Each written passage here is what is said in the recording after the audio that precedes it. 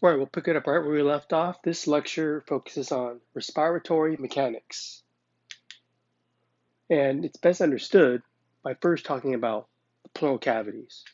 So I want to throw this picture at you. There's a lot of stuff going on. The main thing is for you to learn how the chest wall is stuck to the lung wall. They're stuck to each other. And if they become unstuck, that's a collapsed lung, and you need to insert a chest tube so the patient can breathe through that lung again. So let me read this right here.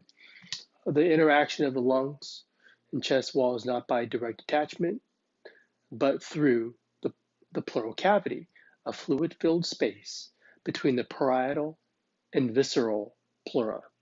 Okay. So basically, let's learn the pleura by studying this figure here. So we got our typical picture of the lungs, chest wall, and here's how they're stuck together right there. They're not in direct contact, but these pleural membranes are stuck to each other via the pleural cavity. So the pleural membranes, or simply the pleura.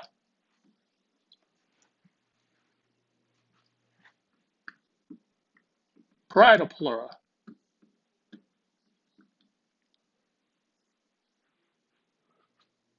So these pleura, they're just simple squamous epithelial tissues that secrete um, a serous fluid. So basically, they're a serous membrane. The parietal pleura, as you can see here, it's the pleura that lines the inside of the rib cage, the inside of the chest wall.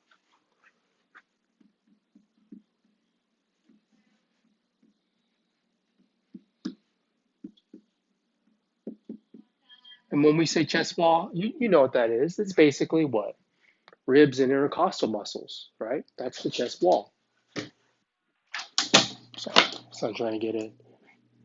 The visceral pleura is the pleural membrane that is intimate with the lung. It lines the outside of the lung wall.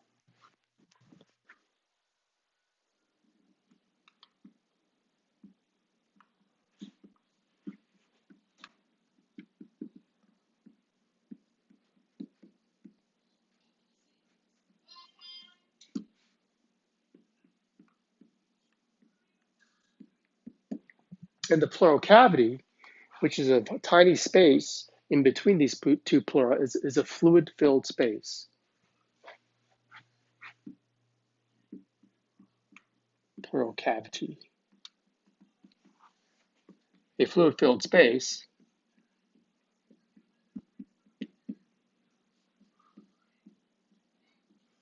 between the pleura.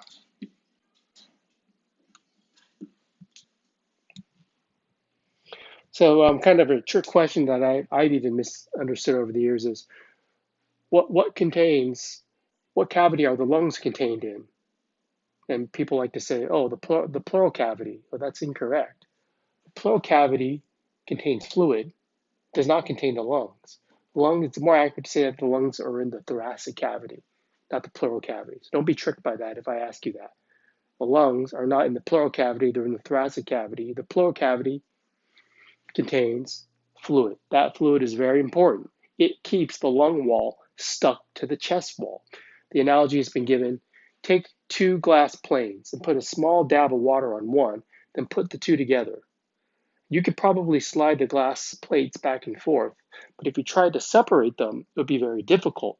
The cohesive force of that fluid really holds those two plates of glass together. This is very much like how the lung wall is stuck to that chest wall through the pleural cavity because of that fluid-filled space.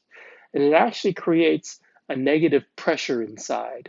That's negative that's negative relative to the atmospheric pressure. So not to get too fancy, atmospheric pressure is just the air you breathe. We usually call that zero. Okay. So this space is negative with respect to the pressure of the air around you in your atmosphere. On average, it's about -4. So we call that the PIP, the intrapleural pressure. So I abbreviate that PIP.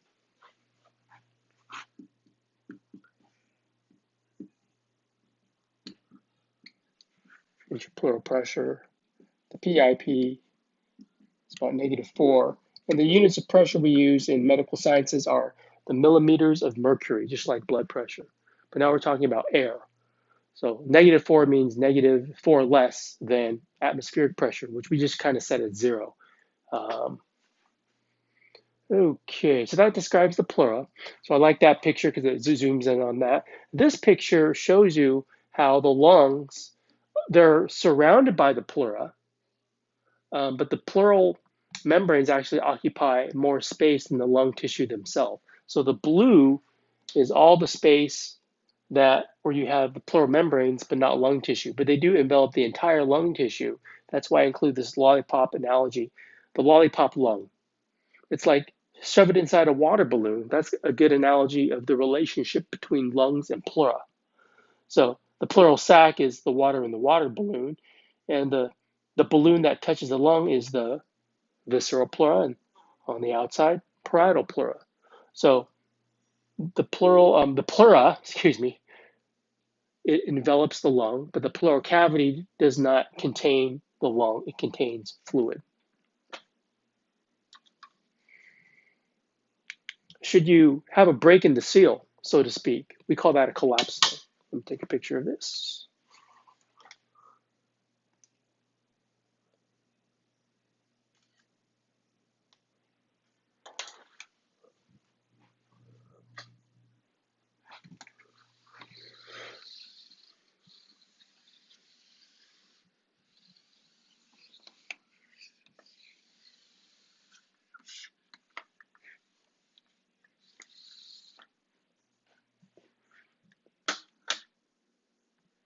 So the fancy way they call collapsed lung is secondary atelectasis, the collapse of a previously inflated lung.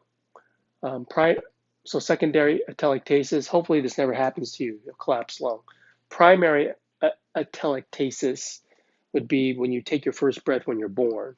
So that collapsed lung is inflated for the first time. So basically they compare the lung to a balloon. And that's a good analogy because, like I said before, if you blow air into a balloon but don't tie it off, you just kind of hold it at the end and get this big air-filled balloon and just let the air sizzle out.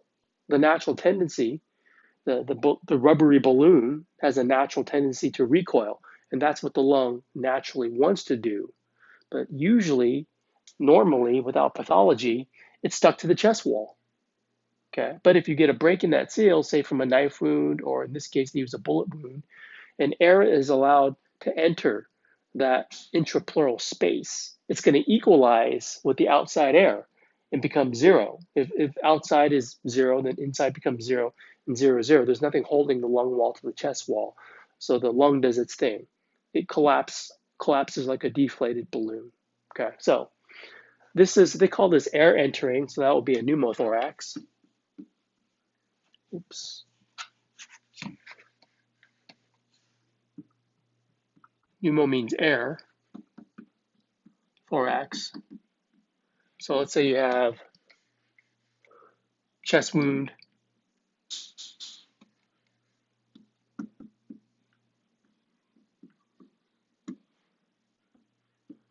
air enters pleural cavity.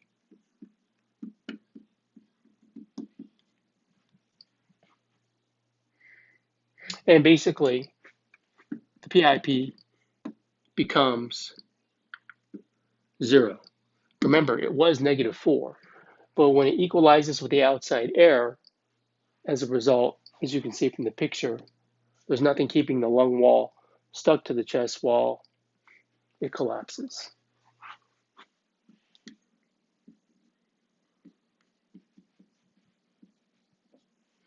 If air enters, it's a pneumothorax. If you get fluid like blood that enters, you call it a hemothorax, or maybe it's a combination of both.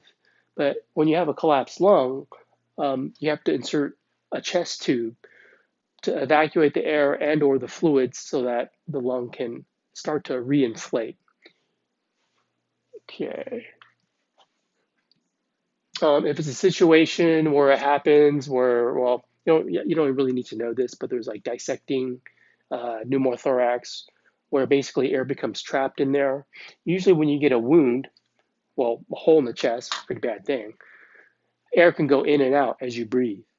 But if you create a wound where air gets trapped, where you breathe and air comes in, but then you breathe, try to breathe out, and then it closes, and the air that enters has no way to get out because it closes every time. You just let air in, let air in. Air becomes trapped, and that really crushes the chest and it compresses the heart. And that is an emergency where you have to do like this, they call it needle decompression. You have to do it in the field. You can't wait to get to the hospital. Okay. So you can look up dissecting pneumothorax with rightward shift. I think that's what it's called.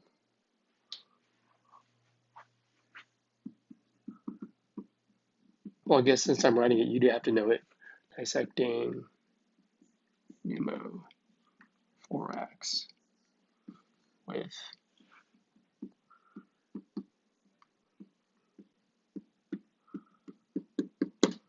so a rightward shift is maybe you're moving the heart this way because it's on this lung.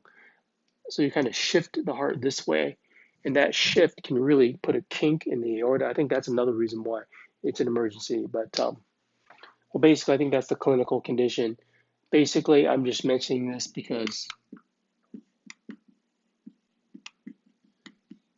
you should know it. It's an emergency, and most of you want to be clinicians. All right. Anyways, moving on. Here's the figure from the book on the pneumothorax, which you need to know. Knife wound, okay, or it could be spontaneous. Now, spontaneous pneumothorax, you can kind of look up the causes. One time I had a student who had a cough, and it was a really bad cough. And I remember I had her for 4:30, or the student for 4:30, and I remember later on, 4:31, the student said, "Well, oh man, I had a spontaneous pneumothorax because of that cough." So cough, you can do it. This can happen spontaneously, where you get the rupture, and then the lung collapses. In either case, okay. So here, what they say is, you got your pleural membranes, a pleural cavity, -4. The intrapulmonary pressure, this is the pressure inside the lung, that's 0, okay? But if you get the wound and air enters, you got that 0 inside there. It goes from -4 to 0, and that causes the collapsed lung, okay? So that's that figure. Let's talk about the muscles of breathing. You may have to treat patients with pneumothorax. Hopefully you never have one.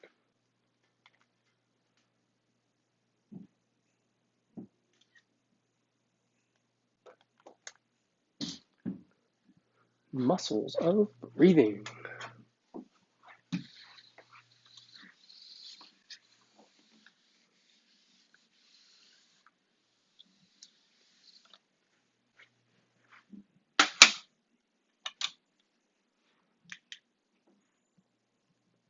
First muscle of breathing, diaphragm.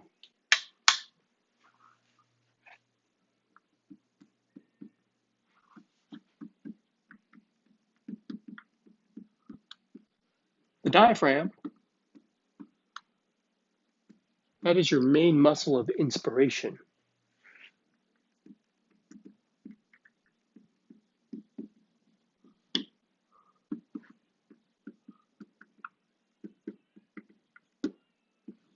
In physiology, we say inspiration is the same thing as breathing in, like inhalation, inspiration. Like when you're inspired, oh, wow, yeah, I'm going to do that. Something comes into you that inspires you to do something, right? Something comes into you, a breath in, inspiration.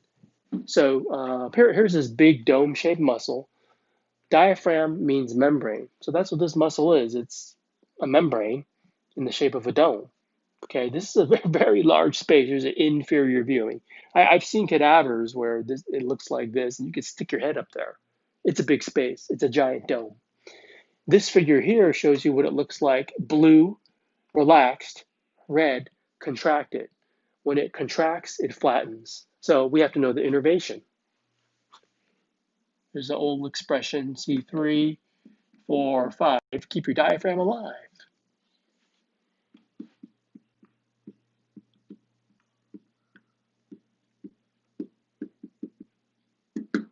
So know that. Those spinal nerve roots, C3, 4, 5, comprise the phrenic nerve. So that's the nerve you got to know that contracts diaphragm. So know that nerve, know the innervation for this main muscle of inspiration.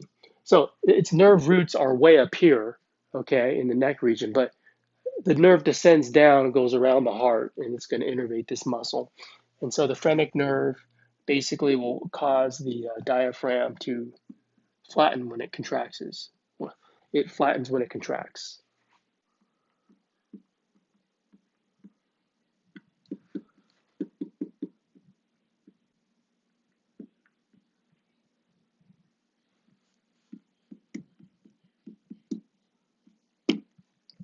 It's easy to understand that if you study this central tendon.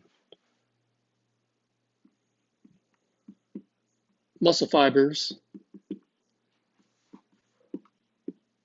pull down on a central tendon. So know the tendon. It helps you understand how it flattens. So all these fibers are around it in a circle. So when all the fibers pull from around in a circle, the thing flattens. Kind of like I remember when my kid was in preschool, they do like the parachute thing, and all the kids get in a circle, and they go like this, and the parachute goes up, and it's kind of cool. And the teacher says, "Okay, everyone pull down," and when you pull down, the thing flattens. That's the same principle. All right, you got some holes here that are important to know. You have a hole for esophagus. No, I'm sorry. You have a hole for the inferior vena cava, a hole for the esophagus, a hole for the aorta. Okay, and you can see the side view here quite nicely. So you have a cable opening.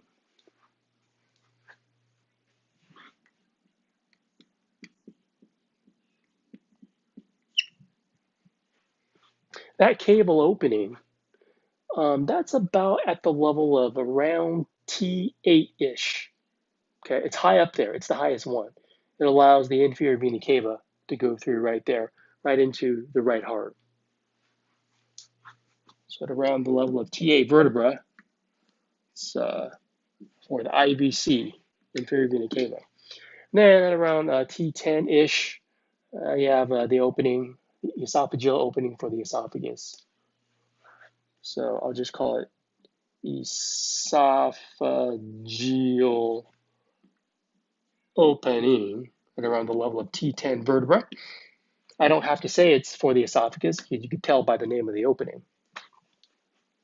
Then you have an opening for the aorta. This has nothing to do with breathing, but you should know it. It's a part of these openings are in the muscle, and you got to know the muscle. So that's the opening. I think they call that the aortic hiatus. Okay.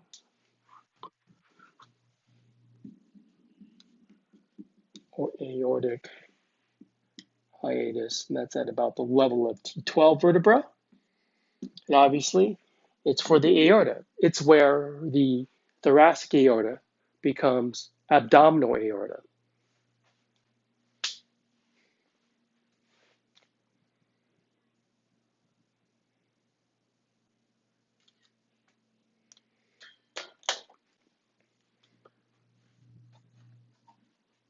I'm going to erase most of this, and I hope you understand why this is a main muscle of inspiration. Because if you look at that top picture on the left, you're increasing the thoracic volume when that muscle flattens. So when this muscle contracts, when it flattens, you increase thoracic volume. When you increase the volume of any chamber and the lungs expand with it, you're increasing the volume and decreasing the pressure inside that space. Imagine air molecules bouncing around a fixed space. If you all of a sudden increase the volume, those air molecules have more space to bounce around in, so the pressure they exert is less. So what we say is increase thoracic volume, decrease intrapulmonary pressure.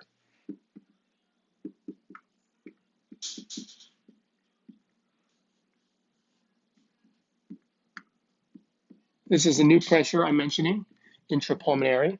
Sometimes it's called intraalveolar.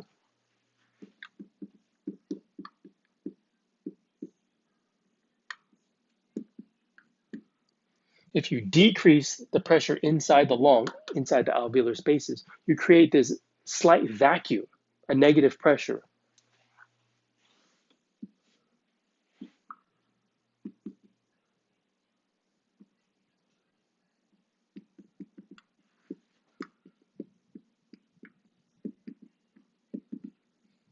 So I'll say create negative pressure inside alveolar spaces.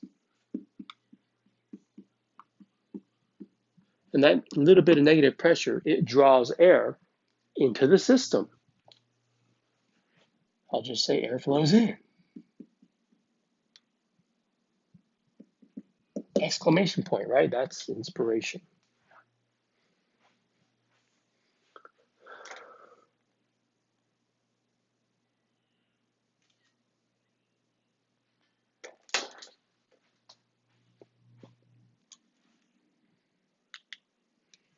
So I inserted this picture to show you the other muscles of inspiration.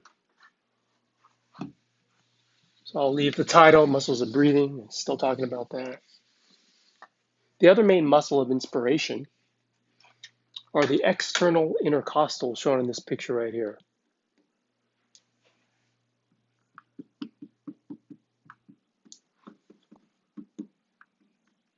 Don't worry about the innervation for these muscles. I do want you to know the phrenic nerve for the diaphragm though.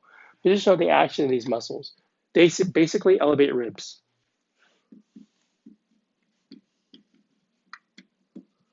When you elevate ribs, you're helping to expand your rib cage to do that same thing, increase the thoracic volume, decrease intrapleural pressure. Okay. A muscle of expiration are the internal intercostals. Intercostals. They depress ribs.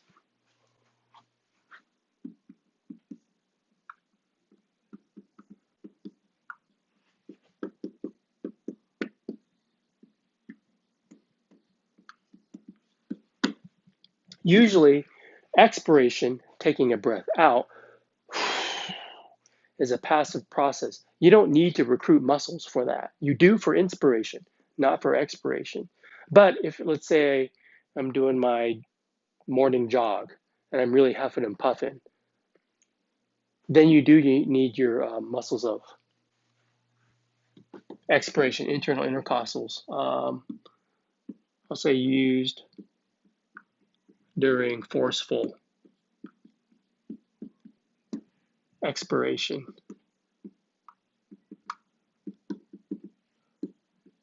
as when exercising, which I hope you're all doing while we're all in this pandemic trying to socially distance, find a way to exercise.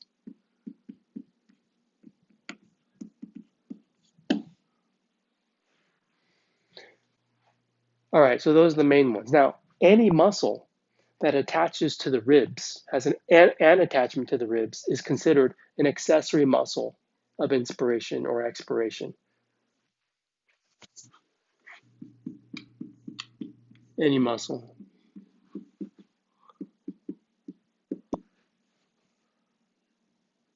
that attaches to ribs is an accessory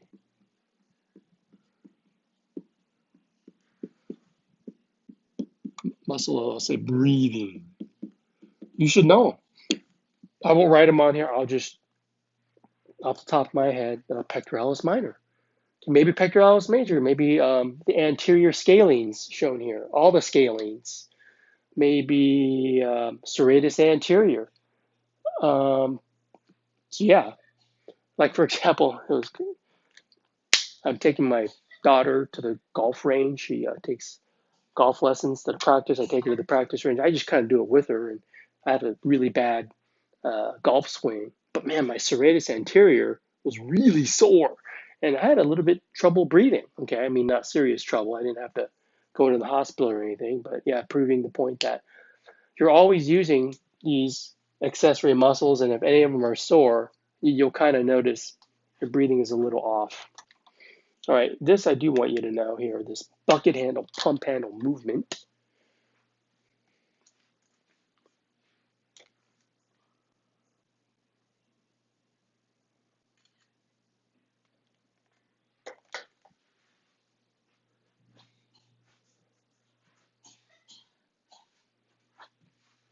So we want you to know how the rib cage expands and gets bigger.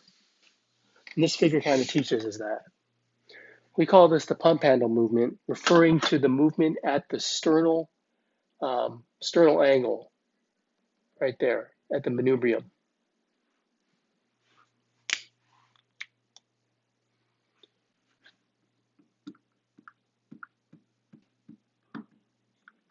MVT is my shorthand for my abbreviation for movement. So movement at the sternal angle, which is a joint, you can see how it's like a pump handle, cranking it um, like that. And basically, from a superior view, by doing that, you're expanding the chest a little bit, as you can see right there. So this is how um, the chest wall expands from anterior to posterior.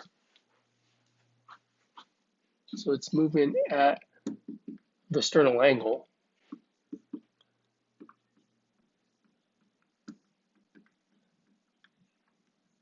It's how the rib cage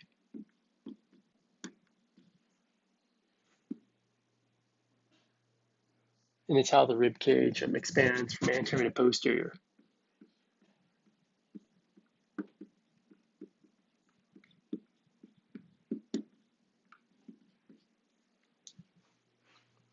Let me spell that sternal, not sterno.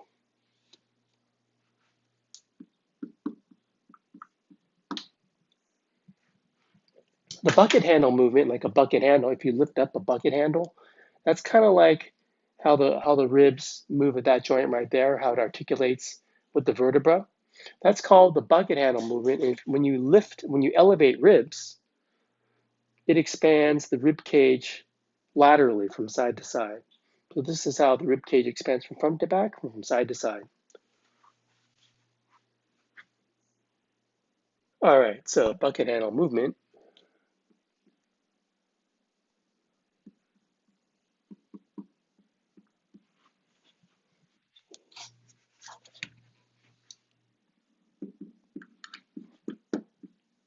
Got ribs, like when you elevate them or depress them. Well, when you elevate them, it's how you expand the rib cage from side to side.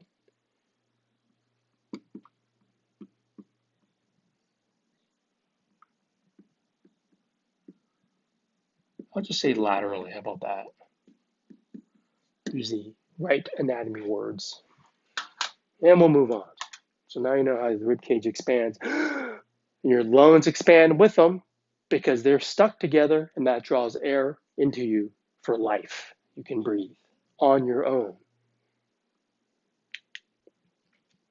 So since we're talking about breathing, which involves air, which is a gas, a review of gas laws may be in order. Basically, Boyle's law, and we learned Charles' law too. Boyle's law, well, basically this: P1 V1, P2 V2. So here they have a closed system. The orange balls are like gas molecules. And the thing about gases, unlike liquids, gases fill the container you put them in. Okay, and they just bounce around inside this closed canister, and they exert a pressure as they bounce around in a gaseous state.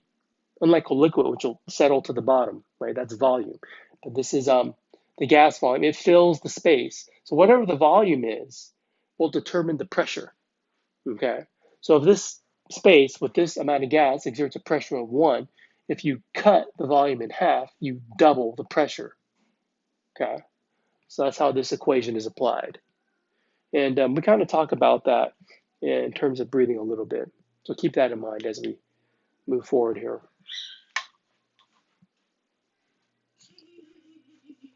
So the mechanics of breathing, we talked about the physics of the lungs, the airways, right? We talked about the bronchial tree, remember that?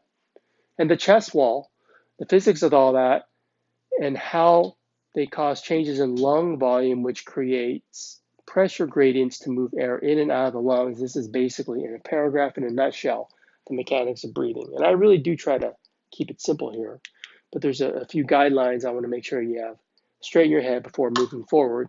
So let's define all the pressures we'll talk about before moving on.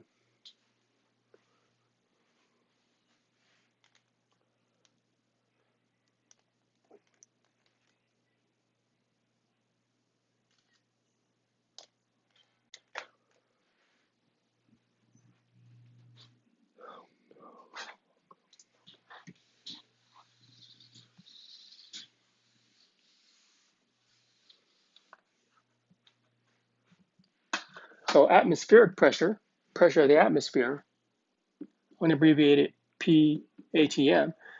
How do I describe this? Well, like imagine this big column of air on planet Earth, and you live on the ground, say at sea level in Sacramento. So you're living under one atmosphere, the atmosphere of Earth, and it exerts a pressure on your body. Sometimes they call this the pressure on the body surface. I mean, it's not something we're aware of. I mean, we walk around not aware that we live under one atmosphere of pressure, but it's a pressure, and sometimes we call it zero. Okay. I mean, it's not really zero. We just use it as a baseline. Really, it's something like 760 millimeters of mercury. Sometimes we just make that the 0 point.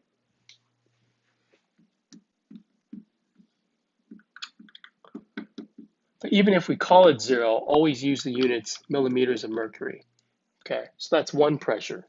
The pressure of living on Earth under an atmosphere of pressure. Now, if you live up high, like in Denver, where you live at high elevation and there's less air above you, then it changes a little bit, right? We can talk about that later. Now, for inside the pleural cavity, there's an intrapleural space. We talked about that. The PIP. Keep track of our pressures. I'll underline them. It's always negative. That's the key. If it equalizes with atmospheric pressure, collapse lung. But relative to that, it's -4. Or call it relative to this, 756. Right? So that's another pressure, the pressure inside the pleural cavity. And the pressure inside the lung itself, called the intrapulmonary pressure, which I noted earlier, also called intraalveolar pressure. I tend to call it intrapulmonary pressure, and I'm going to abbreviate it here as PPUL. Pressure inside the lung, inside those little alveolar spaces. Now that changes with breathing, okay? And so it usually oscillates between -1, 0, +1. Not very big changes, but just enough to draw air in and out of the lung. So I'll just say changes with breathing, whether you're breathing in or breathing out, right? So it changes between 0, -1, +1. Again, always millimeters mercury. Then you have your all-important transmural pressure. A mural is something you hang on a wall. Transmural means across the wall. So we're going to talk about across the system, basically on the outside of your chest wall and on the inside of your lung. That's the whole system.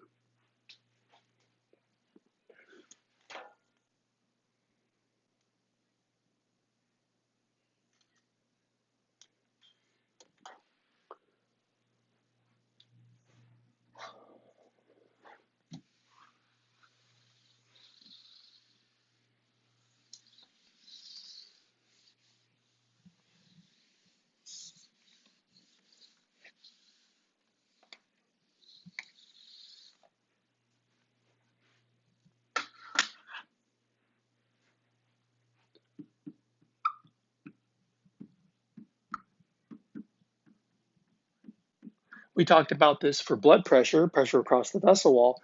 Now we're talking about it across the chest wall because we're concerned with breathing in the lung. But it's always the same, pressure in minus pressure out, okay? Remember, this transmural pressure is always a pressure difference between two places. So we'll just compare inside and outside. PPUL minus pressure of the atmosphere. So those are the two things we need to compare. So I'm going to abbreviate it PTR, transmural pressure. And it's always pressure in minus pressure out. So to apply it to the respiratory system, PTR equals pressure inside the lung, people, minus pressure of the atmosphere, the air outside your body. And that's all we do. We'll just compare those two things. There's other things you could compare, but we're not gonna. So here's a picture of this. Pressure inside, pressure outside. The PIP, our main thing is just keep it negative. Okay. I like this picture because it shows the anatomy. If you have to insert a chest tube, um, your, your clinical training will tell you where to do it. I always say stay away from the inferior border of a rib because you got the intercostal nerve artery and vein there. You don't want to damage those with the needle. So stay close to the superior border of a rib so you avoid damaging those structures. So we have to talk about the forces in a mechanics lecture. Forces acting on the lung, forces acting on the chest wall. Let's remember, the lung and chest wall are stuck to each other. So think of it this way. The lung holds the chest wall in. The chest wall holds the lung out. Different way of saying the same thing. My anatomy professors, they always describe the lung like a balloon. It wants to collapse. And then the chest wall is like a jack in the box. It always wants to pop out. You got to shove it back in to keep it in there. But it wants to pop out. Okay, that's the natural tendency. I mean, if you look at a skeleton in a lab, I wish we had one here, the rib cage is a stiff conical cage. Okay, it doesn't want to collapse. So it's always holding the lung out. Okay, but what keeps it from popping out is the chest wall holding it in. So I just can keep going around and around, but that's a good way to summarize it. So we have to talk about these inward and outward acting forces on them. So for forces on the lung, what makes the lung always want to collapse like a balloon? Okay, so lung forces. Just think collapse. There's forces that want it to collapse. One force that makes it want to collapse are all the elastic fibers around it. In the previous anatomy lecture, I said that you have an increasing amounts of elastic tissue when you get deep inside the lung tissue. So I call this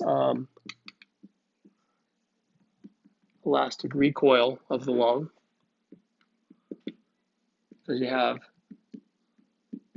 elastic tissue, elastic fibers, however you want to think of it. But there's a lot of elastic stuff. That's not a very scientific word, stuff, but they're there. The elastic fibers that makes the lung want to collapse. And I also talked about in that anatomy lecture the surface tension forces of the water molecules lining the inside of the alveolar spaces. That's a force that wants to collapse the lung, but the surfactants help break it. But we still consider that in this lecture.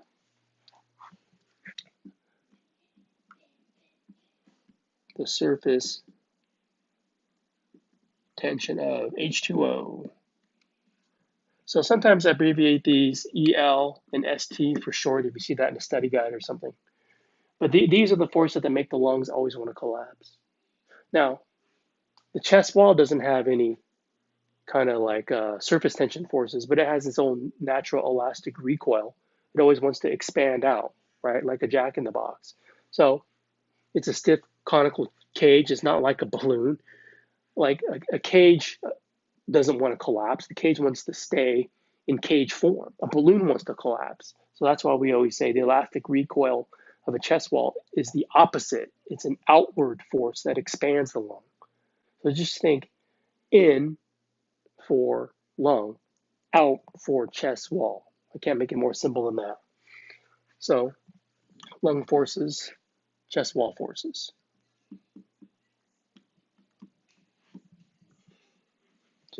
Just think out, okay, which is the opposite of the collapse.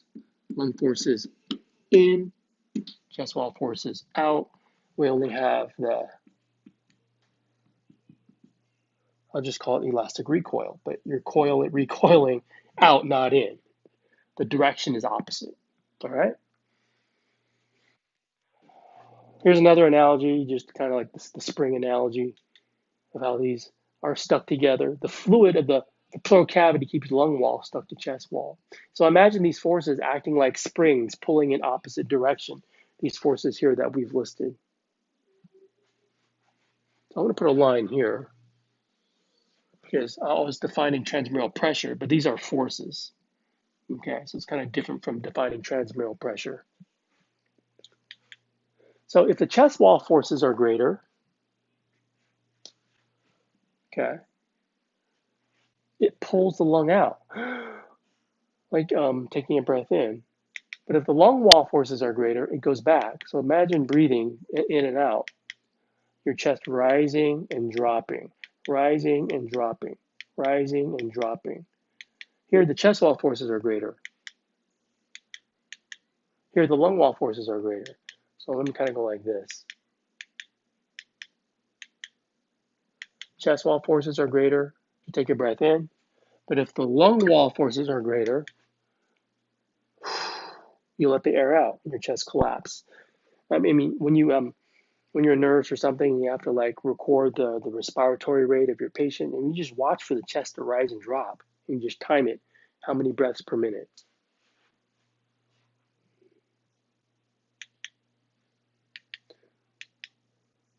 So we're going to put it all together now. We're going to talk about how all these things play together during a breath. A breath is a breath in and breath out. But what we do is we consider another category, FRC, which I haven't defined yet. So imagine there's a moment, but don't imagine it, just take a breath. You pause briefly before you take the next breath, right? So that's what I'm talking about. Before you take a breath, before you take the next breath, we call it this, FRC, when nothing is moving. When you're not breathing, the chest doesn't rise or fall. Then take a breath in, take a breath out, pause, take a breath in, take a breath out, pause. That's kind of how we talk about it. FRC stands for functional residual capacity. I'll define that in the spirometry later, in the spirometry lecture later, sorry. Okay.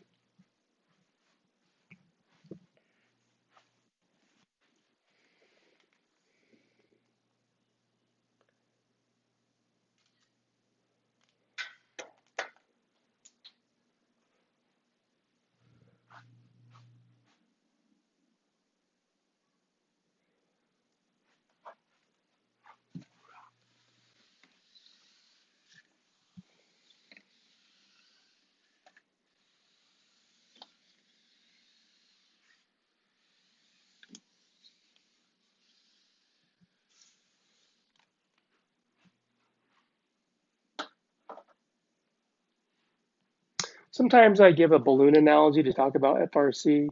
I don't think I need to do that this time, so just to kind of ignore that little bullet point, we'll just go right into it.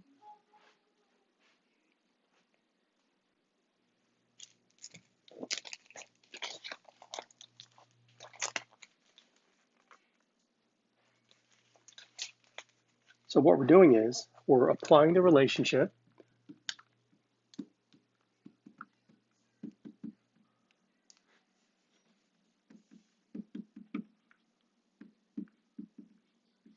of transmural pressure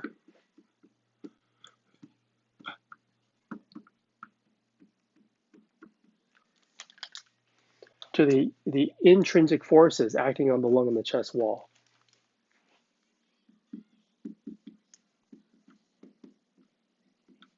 Intrinsic forces are the whole ELST thing I talked about for lung and for chest. I just erased it.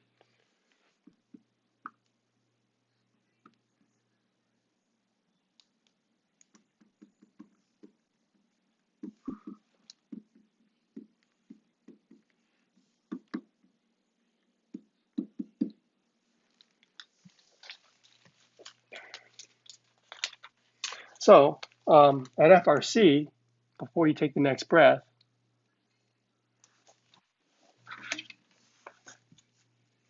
this is starting here, I say nothing moves because you haven't begun to take your next breath yet.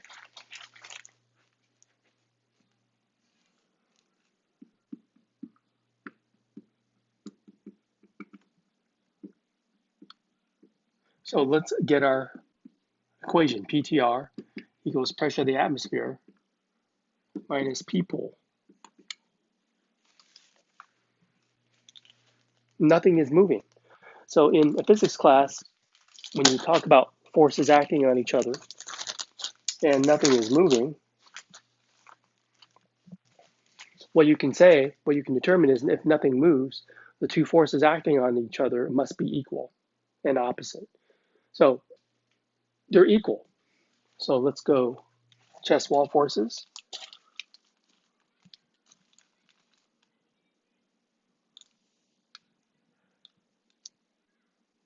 Let's put forces over here.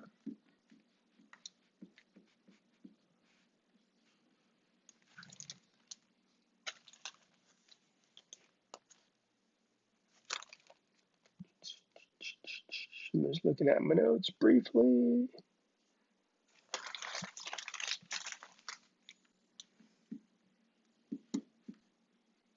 Chest wall, lung. So if I'm telling you, if it's the moment in the breathing cycle before you take a breath and nothing is moving, pause. These forces are equal. Okay, you're not rising or falling in the chest wall. The forces are equal. What do we do over here? Let's plug in the numbers. We already know what this is. The pressure of the air you breathe, say in Sacramento, 0. Okay. What you have to understand is before you take a breath, the air outside and the air inside your lungs, those pressure differences are 0. There is no difference. So basically, you have 0 minus 0. Okay, so the math isn't hard. This is more conceptual, right? So what I'm trying to tell you is if there's no gradient, no difference between the pressure inside your lungs and the pressure outside the air you're breathing, there's no airflow. So 0 minus 0 equals 0. So that 0 means 0 gradient, 0 PTR, 0 millimeters of mercury. So 0 gradient means no airflow. That's what I'm trying to say.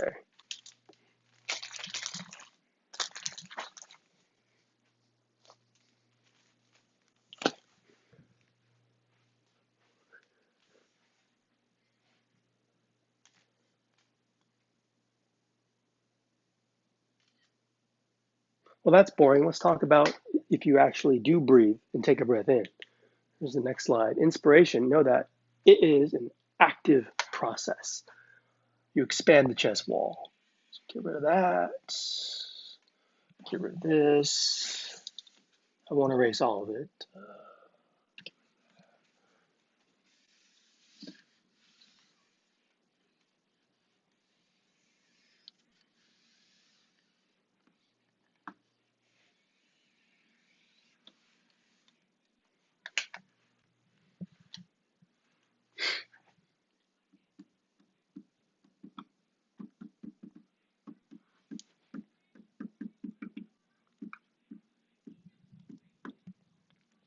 So in physiology, when I say active process, here in this lecture, it means you recruit muscles of inspiration. That's what active means.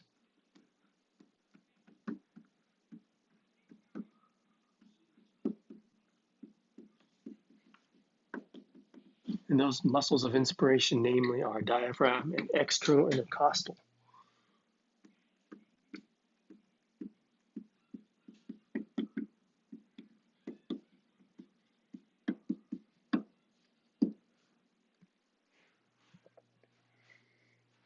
I list some other muscles there too, the scalenes, for example, but these are the main two I want you to know for your muscles of inspiration. Okay. So when you recruit these muscles of inspiration, guess what? The chest wall forces are greater than the lung wall forces. I'll put a greater than sign. I'll just put greater here just to be sure. These forces are greater. So what do? You increase the thoracic volume. The lung is stuck to the chest, so you expand the lung with it. You decrease the intrapulmonary pressure. So for our equation here, pressure of the atmosphere stays 0. That changes to a -1.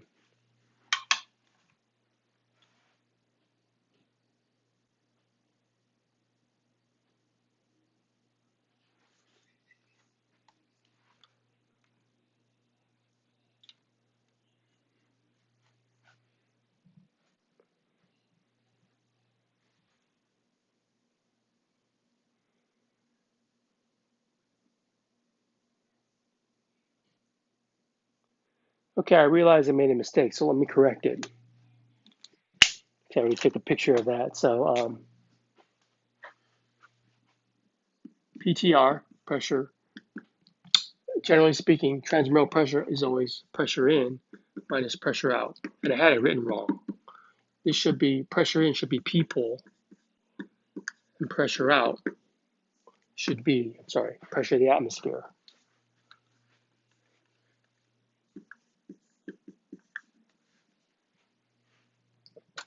Now, so there you go.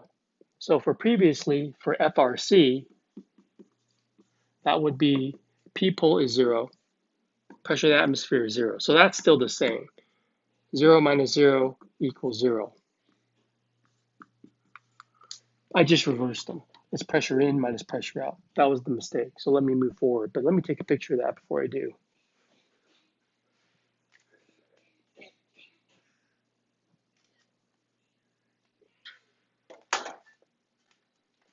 Getting back to inspiration.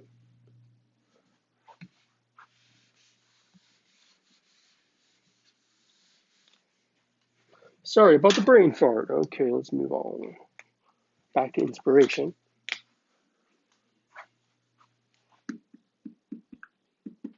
Pressure in minus pressure out. So PTR equals people minus PATM. Aha. So what I just got through saying is when you take a breath in, increase thoracic volume, decrease intrapulmonary pressure to about -1. So -1 minus 0 equals -1 mercury. So what does that mean? This means now there's a gradient. This negative is always relative inside versus outside. The inside is negative relative to the outside.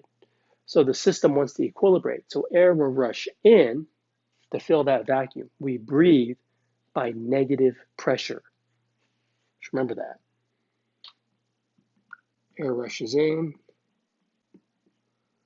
to fill that void. So basically -1 becomes 0. So that's the end result. You create the negative pressure, air rushes in until it equilibrates and becomes 0. So at the end of a breath in, you're 0. And what we'll see is at the end of a breath out, you're 0. So you're always equilibrating with your environment, whether you're breathing in, whether you're breathing out. Since we're talking about inspiration, breath in, 0. Okay. That's all you got to know there. Let me take a picture. We'll move on to expiration.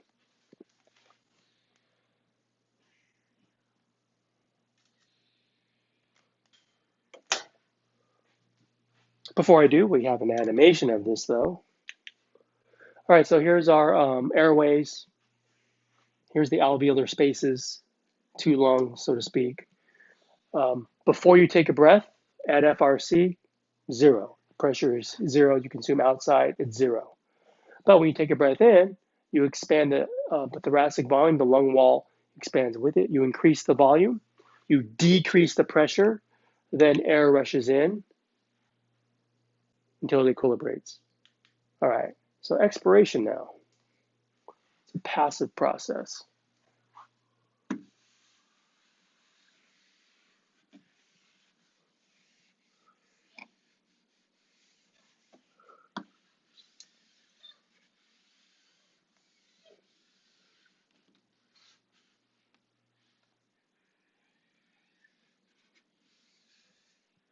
Huge point of pride. That's okay. All right, expiration.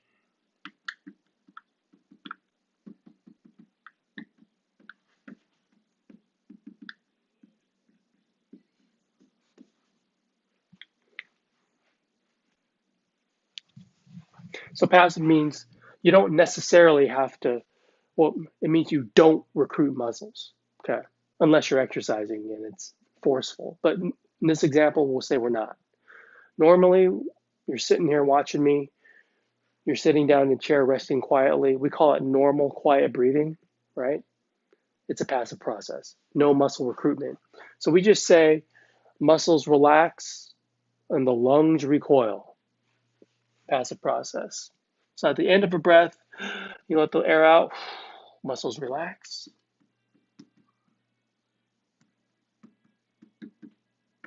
Then the lungs recoil like a balloon, like letting the air out of a balloon. So in this case, the lung wall forces are greater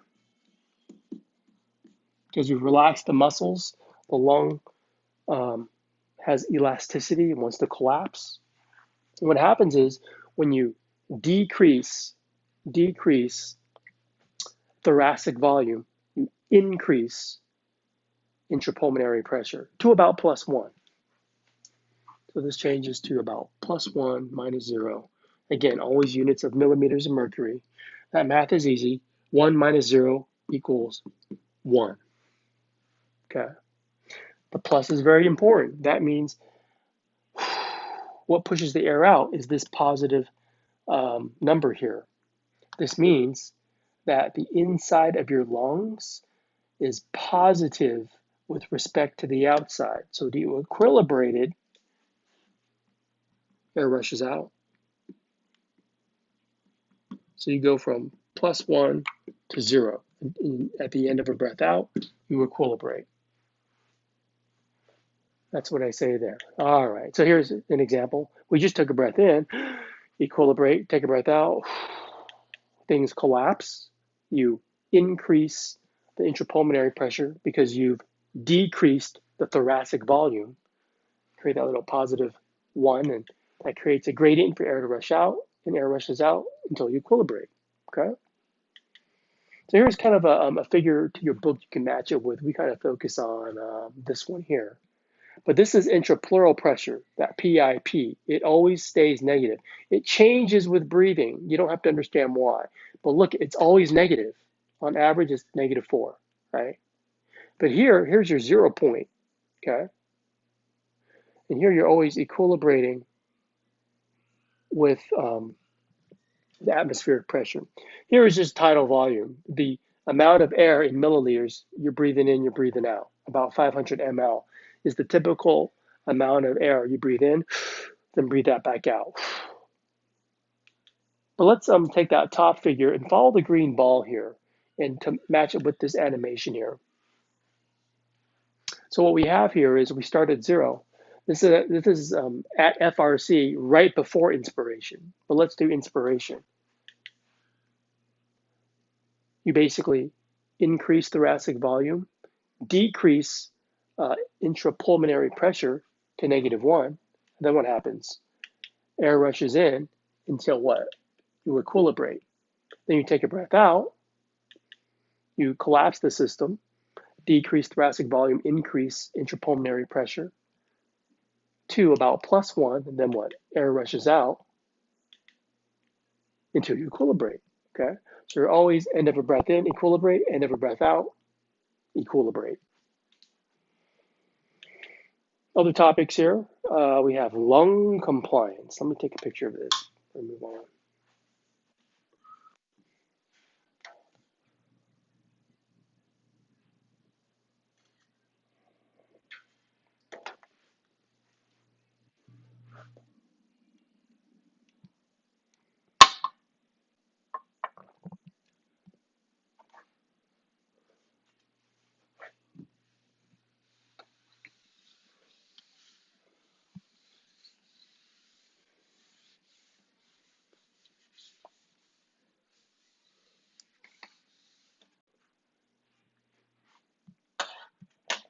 So we need the surfactants to reduce the surface tension forces. Okay, with surfactants, you reduce the surface tension forces, so you only need to generate 1 to 2 millimeters of mercury pressure gradient to breathe. Without surfactants, say in a premature birth, well, you'd have to generate much more, you'd have trouble breathing. Okay, so they can help in the NICU. But just to underscore the value of surfactants. Review questions. Which forces dominate at FRC? I'll help you. You can turn the sound off if you want to review for yourself. The forces are equal. Chest wall, lung wall forces are equal, nothing moves. In inspiration, chest wall forces are greater. You expand the chest cage, okay? Increase thoracic volume, decrease intrapulmonary pressure. In expiration, lung wall forces are greater. Decrease thoracic volume, increase intrapulmonary pressure. For the bell jar example, instead, I used to demonstrate this in person, but since I don't have one, just cue up the YouTube clip I have here.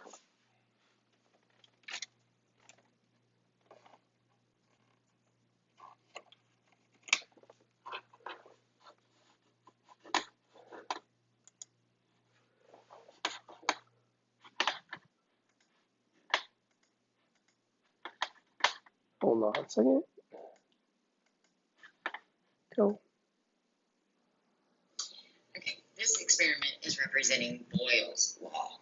Okay, so remember Boyle's law for inspiration or breathing in, you have an increase in volume causes a decrease in pressure, which creates a vacuum, and we suck in air and our Sorry. lungs inflate. So in this little experiment that I'm holding, you can see two balloons. Those are going to represent the lungs. And then the bottom is representing the diaphragm. All right, so as they sit right now, they're deflated. So now we're going to move the diaphragm down. That gives us our increase in volume, and our lungs inflate. Now for expiration in Boyle's law, you have a decrease in volume, causes an increase in pressure, and air is forced out of the lungs. So now we need to take that same diaphragm and move it up. That gives us our decrease in volume, and the air leaves the lungs.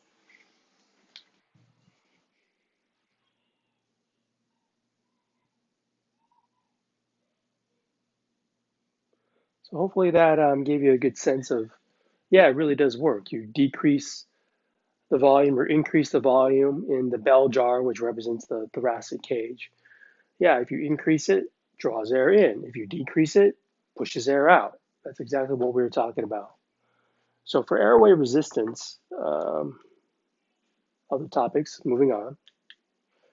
Now that we know the basics of breathing, so we talked about resistance to blood flow. Now let's talk about resistance to airflow.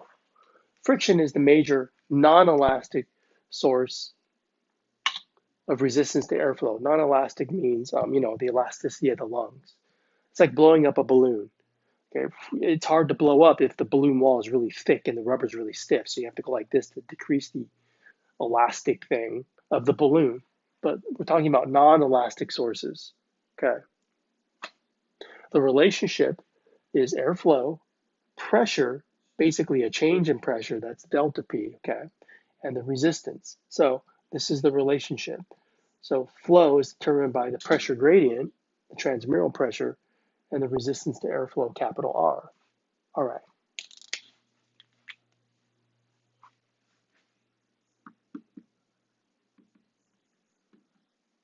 This is kind of the generic equation. So in the respiratory system, F is airflow, and it's dependent upon, that's our P trans, the change in pressure in air inside the lung, outside the lung. So we call that people minus pressure of the atmosphere. That's really what that top variable is expressing. So the main partial of part of resistance that I want to emphasize is the caliber of the airway. Okay, and that's what you see here. The resistance to airflow is the how big the airway is. Is it a big one or is it a small one?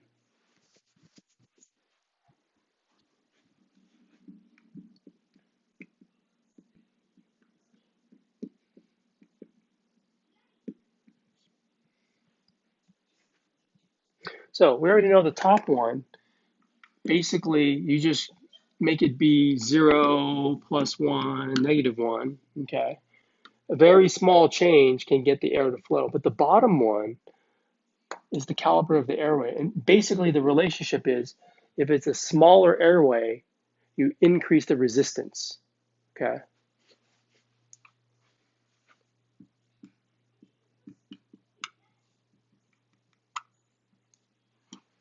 Increase capital R, increase the resistance to airflow, right? Smaller airway, increase the resistance. Larger airway,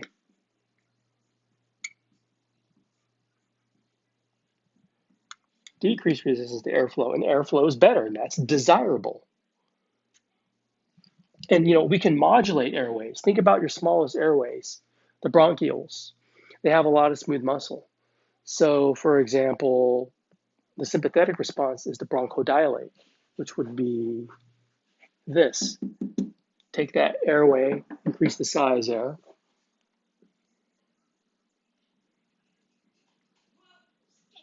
Bronchodilate.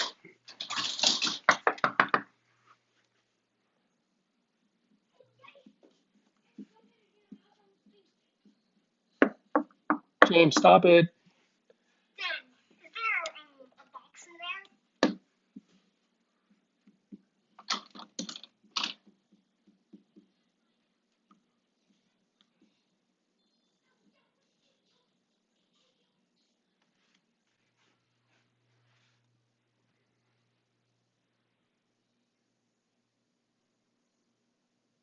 All right, sorry for the interruption by my son.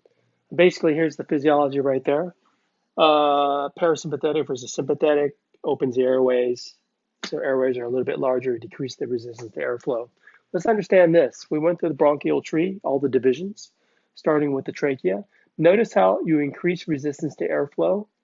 Because why? With each division, from trachea to primary, secondary, tertiary bronchi, the airways are getting smaller, but there's a huge drop.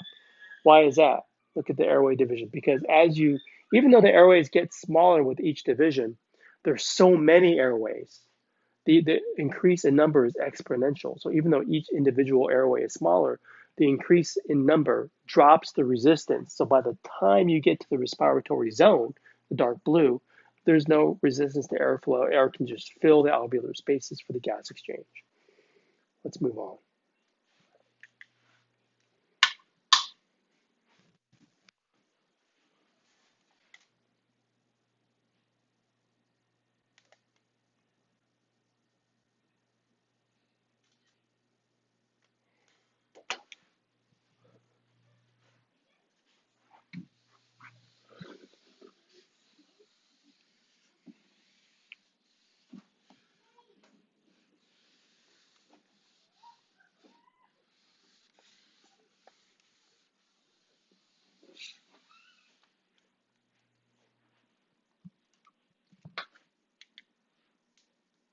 So you have neurocontrols in the medullary pons region of the brainstem to maintain oxygen and carbon dioxide levels. And of those two gases, it's really carbon dioxide that's more tightly regulated because the hemoglobin has such a large capacity to carry oxygen.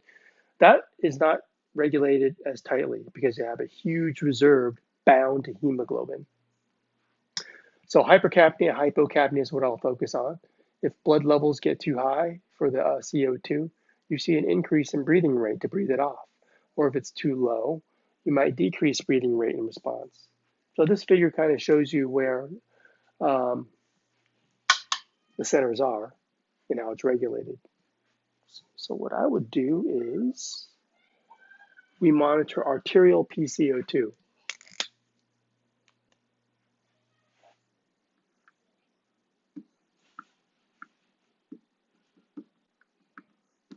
Arterial blood. If that happens, um, well, here's a consequence. You decrease the pH in the brain extracellular fluid. That'll kick off the central chemoreceptors in the medulla.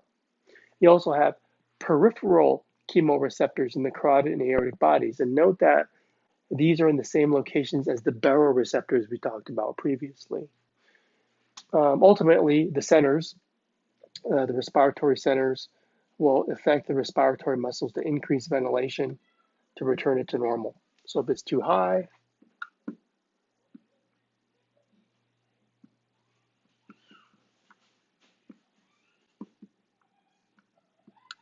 efferent muscles to increase breathing. Think of it as breathing off more CO2. I'll keep it really simple.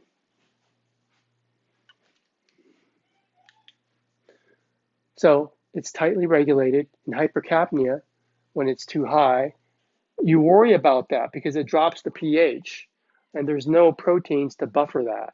So you don't want to get acidosis in the brain. So it induces ventilation. About 40 is normal, 40 mmHg. If it gets to 45, you double your ventilation rate. In hypocapnia, it drops. Maybe you become faint. Maybe you pass out. Well, um, carbon dioxide is a vasodilator in the brain. So if the levels get too low, things vasoconstrict and you pass out. Maybe you stop breathing, but then the CO2 accumulates and then you wake up. So don't let a person faint if you see them about to collapse. Just kind of catch them, sit them down, maybe have them rebreathe their own air to kind of restore uh, the normal level of CO2 in the brain. So know about the regulation there. Okay. So hyperventilation induces hypocapnia, which means you might faint. Okay. Don't try it. Okay. But you don't have to do that. Just take my word for it. Now, the regulation of CO2, not tightly as regulated. You got a huge reservoir. I already mentioned that. You need to see a change from 100 to 60 before you see a change in ventilation rate for the O2. Other topics include anatomic dead space. So I got some words here. Let me kind of explain this.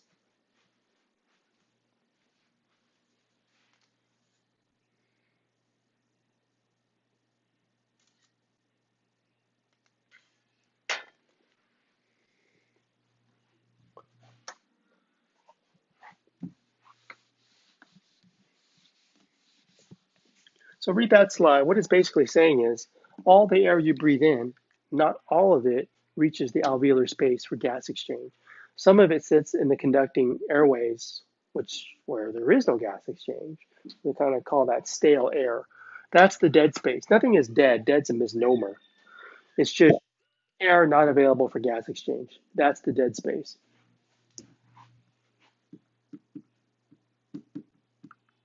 Anatomical dead space. I know there I say anatomic dead space. Different way of saying the same thing. So imagine our system is just a flask. 500 ml go in, but not all of that air reaches the alveolar space.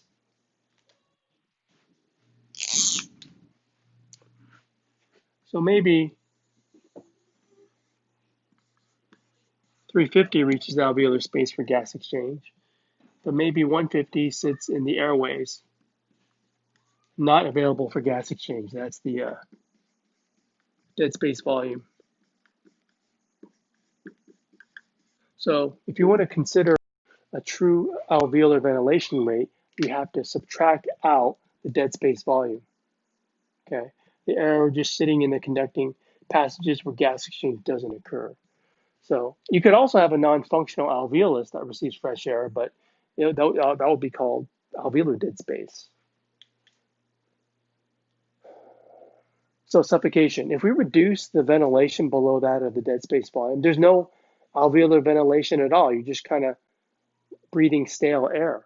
So for example, if you have a snorkeling tube that had a volume of 350 ml and the anatomic dead space is 150, if you're only breathing 500 tidal volume, just do the math, there theoretically there's no fresh air reaching the alveolar spaces and you could suffocate.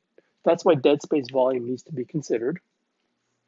So for example, sitting down, normal quiet breathing, if you subtract out the dead space volume and you multiply by the respiratory rate, you get this. So let me do the math for you and you can kind of see.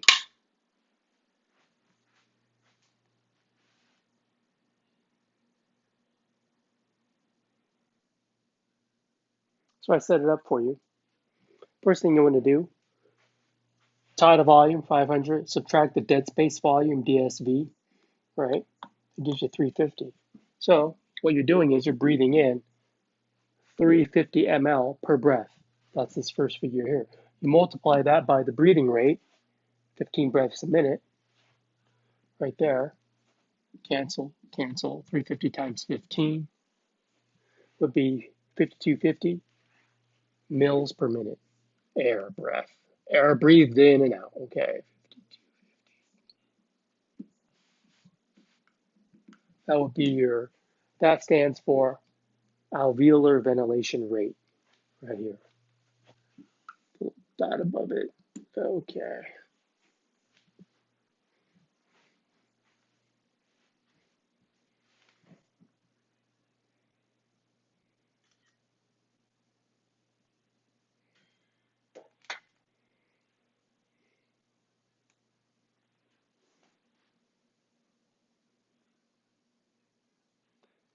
The next slide has a couple of problems I think you should be able to calculate. I said the first one on for you. Calculating AVR. Here, actually, it's given. Sarah's normal AVR, alveolar ventilation rate, is 6.0 liters per minute. While at the beach on a warm summer day, she goes for a jog on the beach. And what would her respiratory rate have to be for her to maintain an AVR of 6 while jogging? So you assume a constant tidal volume of 500 ml and an anatomic dead space of 150, just like before. So I got those right there. And I just subtracted it out. So just like before, it's 350 ml, and I converted it to 0.350 liters to match with the 6 liters here. So AVR 6 equals the amount of fresh air reaching the alveolar space per breath multiplied by X number. Oh, I'm sorry. Let me change this. X number of breaths per minute. Okay, so that's how you solve it. So let's solve for X. So I'm going to divide both sides by this right there.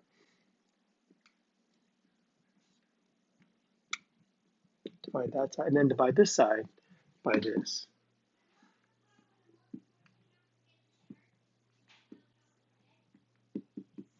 So that cancels out.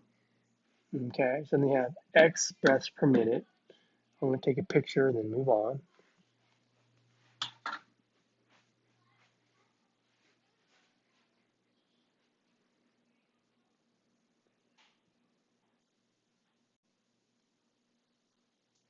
All right, picking it back up, I just erased the top part. I just left the work I did. So just cancel, divide on the other side. And so that leaves basically, I put breaths per minute. That's what we're solving for. So I just put it on the other side equals um, 6 liters per minute divided by that. So when I multiply, you flip it, right? Remember your basic math there? So this is correct. My liters are going to cancel out, and I'm going to get breaths breaths per minute, and that's a breathing rate. That's what I want. 6 divided by 0.350 is about 17.14. So let's just round it to 17 breaths per minute. Nice round number. What's 0.14 of a breath? I don't know.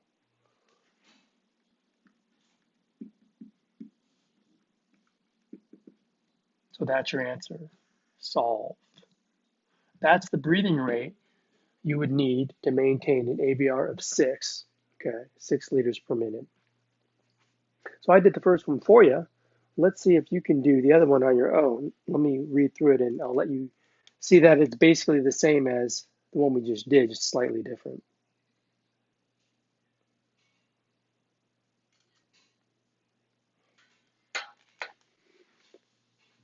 Sarah's normal ABR is 6, right? While at the beach on a warm summer day, now she goes snorkeling. The snorkel has a volume of 50. So think of that as your added quote unquote dead space. Assuming that the water is not too cold, that the snorkeling, assuming everything's the same, right? This is also mild exercise for Sarah, just like jogging. What would her respiratory rate have to be for her to maintain an AVR of 6 while snorkeling? And assume the other things are the same too. So all you would have to do is to add 50 to the dead space volume and do the same procedure. And obviously you can predict the breathing rate should be higher. So see if you can solve that one on your own. And this concludes this part of the lecture. We'll come back for more with the respiratory later. But we're done with respiratory mechanics.